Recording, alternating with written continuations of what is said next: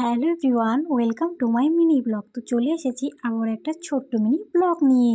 দিনটা ছিল খুবই স্পেশাল আমার জন্য, কারণ দীপাবলির দিন আমি আমার বরমশাই এবং আমার কর্তাকে নিয়ে চলে গেছিলাম ঘুরতে।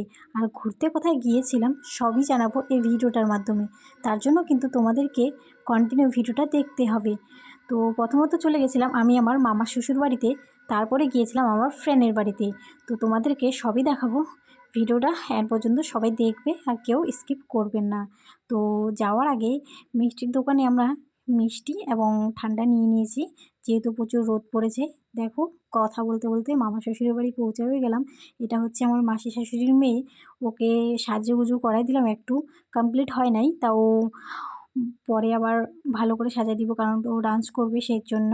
এবার দেখো আমার বর দিয়ে বাতি উড়াচ্ছে। আর